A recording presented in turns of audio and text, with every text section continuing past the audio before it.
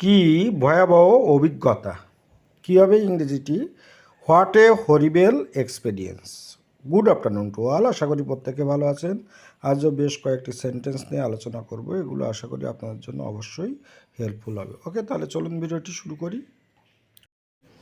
ভগবান তোমাকে দীর্ঘ জীবন দিক। May God give you long life.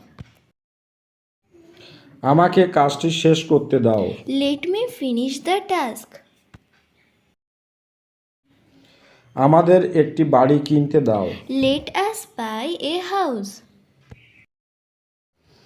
আমাকে আমার ফোনটিকে ব্যবহার করতে দাও। Let me use my phone. তাদের ব্যাপারটি আলোচনা করতে দাও। Let them discuss the matter. তাকে সমস্যাটির সমাধান করতে দাও। Let him solve the dispute. আমাকে একটি সুযোগ দাও। Let me give a chance. তোমাকে চাকরিটি কে দিয়েছে? Whom do you offer the job? ঘটনাটি আমি মনে করতে পারছি না। I can't remember the incident. অনি তোমাকে এয়ারপোর্টে আনতে যাবে। Oni will be received you at the airport.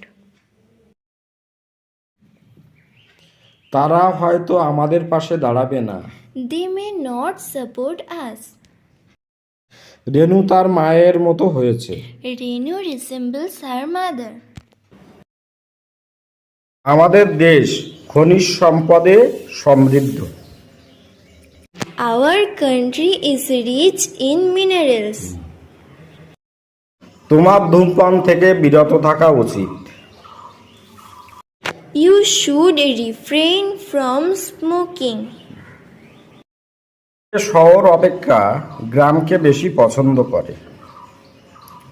He prefers village to town. সে তার কর্তব্যে অমনোযোগী। She is negligent of his duty. সে আমাদের প্রস্তাব লুটে নিল। They jumped at our proposal.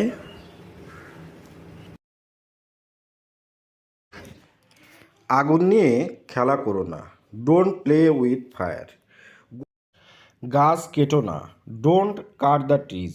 আদেশ করার অর্থে বোঝাচ্ছে বা নিষেধ করার অর্থে বোঝাচ্ছে, ওই জন্য এটা অবশ্যই ইম্পারেটিভ সেন্টেন্স। দরজাটি তাড়াতাড়ি বন্ধ করো। কি লিখেছি ইংরেজিটি? শাট দ্য ডোর কুইকলি। ওকে, এখানে কিন্তু মানে অনুরোধ করা অর্থে বোঝাচ্ছে বা আদেশ করা অর্থে বোঝাচ্ছে যে দরজাটিকে বন্ধ করে দাও, তাই এই জন্য এটা হবে কি ইম্পারেটিভ সেন্টেন্স। দেশকে ভালোবাসো। Love your country. এখানে কিন্তু উপদেশ দেওয়া বোঝাচ্ছে যে নিজের দেশকে ভালোবাসো, ওই জন্য এটি অবশ্যই ইম্পারেটিভ সেন্টেন্স। ভাইয়ের সাথে ঝগড়া করো না। Don't call with your brother. Okay, এখানে দেখুন ডোন্ট কথাটা ইউজ করা হয়েছে, আর কল মানে ঝগড়া করা, তাই এটা এখানে নিষেধ করা অর্থে বোঝাচ্ছে, উপদেশ দেওয়া অর্থে বোঝাচ্ছে যে ভাই ভাইয়ের ঝগড়া করো না, তাহলে অবশ্যই এটি ইম্পারেটিভ সেন্টেন্স। সবসময় সত্যি কথা বলবে। Always speak the truth. এখানে পরামর্শ দেওয়া হচ্ছে বা উপদেশ দেওয়া হচ্ছে যে কখনোই মিথ্যে বলবে না, মানে কি বলছে, সবসময় সত্যি কথা বলার চেষ্টা করবে, তাই এটি অবশ্যই ইম্পারেটিভ সেন্টেন্স। ওকে, প্রধান অতিথি পুরস্কার বিতরণ করেছিলেন। The chief guest distributed the prize. সে তোমার অ্যাকাউন্টে টাকা জমা দিয়েছে। He credited the amount to your account. কর্তৃপক্ষ আমাদের দাবিতে কর্ণপাত করে না।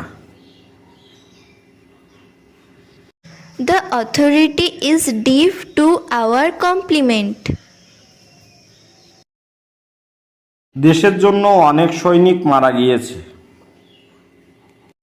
Many soldiers died for the country. চাকরি না পেয়ে হতাশায় ভুগছে। He despaired of not getting a job. লোকটির এক পা খোড়া। The man is lame in one leg. তার টাকার প্রতি কোনো লোভ নেই। He has no want of money. সাহিত্যে তার কোনো আগ্রহ নেই। He has no interest in literature. বাস্তব বড়ই কঠিন। Reality is so hard. তার হাতের লেখাটি খুব সুন্দর। Yours is the best handwriting. ও অধৈর্য হইও না। Don't be impatient. দয়া করে কথা বলো। Please speak up. সৃজনশীল হও। Be creative. এখানে একটি তাঁবু খাটাও।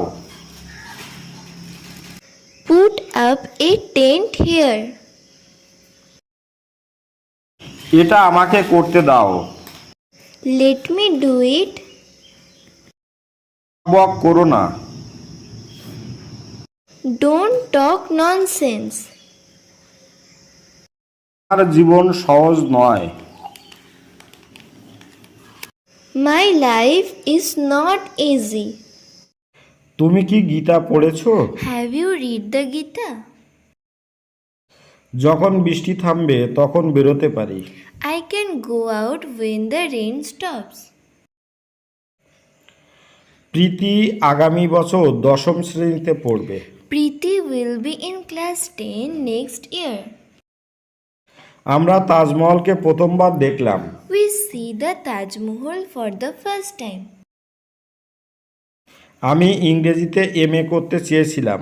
I wanted to study in MA in English. গাড়িটি রাস্তার মাঝখানে থেমে গিয়েছিল। The car is stopped in the middle of the road. গরিবদের সম্মান করো। Respect the poor. আমার ভাই আস্তে আস্তে সুস্থ হচ্ছে। My brother is recovering gradually. Sachin Tendulkar ভারতের শ্রেষ্ঠ batsman. Sachin is the greatest batsman in India.